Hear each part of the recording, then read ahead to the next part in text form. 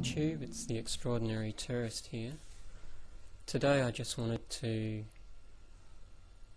draw your attention to why you should question newspaper articles and the reports that you read in newspapers.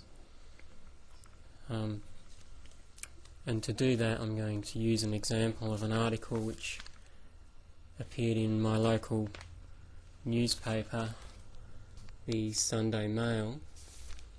Now, the Sunday Mail is a weekly newspaper that is published in Adelaide, South Australia. This edition was published on October 15th, 2006. In this issue, my partner drew my attention to a 2-page spread article on YouTube. You can see it there. The article's called "The Free for All Called YouTube." See the pictures there. And it's a full 2-page article. Just down the bottom on this side, you can see there's a smaller article talking about YouTube's 2 CEOs and the deal they did with Google. But essentially I want to talk about the big article there. You can imagine being a YouTube fan. When I saw this I was quite excited to read it, but to my dismay, in reading the article, the entire thing focuses on the negative aspects of YouTube, problems that we're all aware of, and doesn't really have very much positive to say about the site at all. It talks about some of the violent videos that we all know you can actually see on YouTube. It talks about parents and how they really need to monitor their children when using YouTube. And it talks about how teenagers and young males and whatever are using the site to upload videos of criminal behaviour, such as assaulting people and vandalising stuff. And it talks about some of the violent videos coming out of Iraq, showing soldiers being wounded or killed, and how people with access to those kind of images are becoming desensitized. And it also focuses on the fact that YouTube has sort of small pockets of community that are sort of fairly racist or anti-Muslim or those kinds of things. You generally get the idea of what I'm talking about. And we all know this sort of stuff happens, but for a newspaper to do a 2-page spread just focusing on all the negatives with hardly any mention whatsoever of the positive aspects of the site, you've got to kind of wonder what the motivations for that is, considering that YouTube is a site that has become extremely popular in a short amount of time, and it's actually empowered a lot of people and brought a lot of people together and done a lot of really good positive things for community and making the world sort of a smaller place for people to sort of bridge the gap between countries and stuff.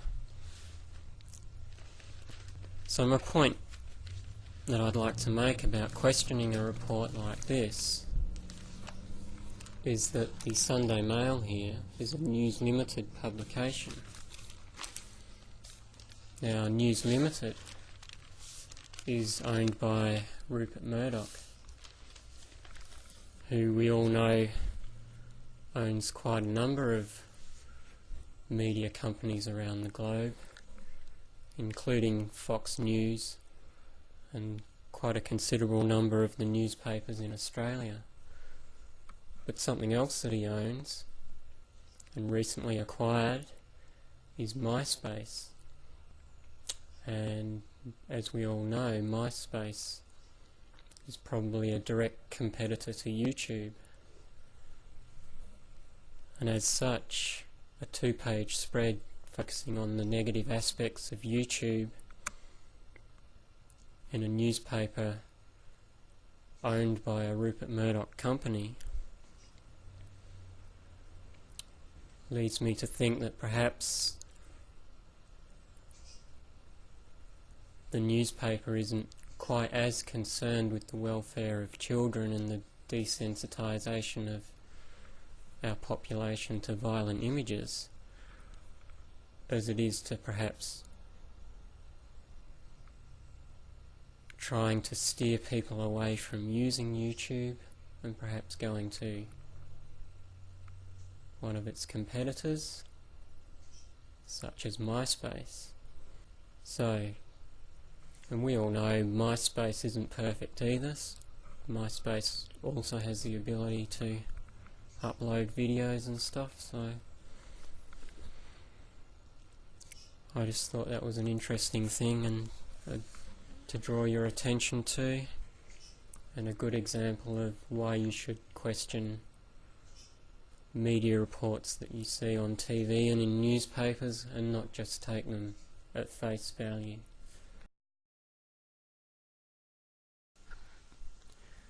Just wanted to add a footnote to this video. On the same day as that article came out in the Sunday Mail, Australian 60 Minutes did a story on YouTube, and it was far more balanced. It looked at the positive aspects of YouTube and how people were finding success by broadcasting videos,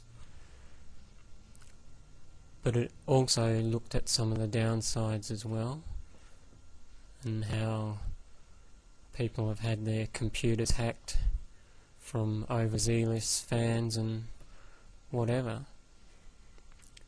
But overall the report was far more even, balanced, and showed the positive side of what YouTube is, without being so negative as to scare people away from it when it did mention the negative side.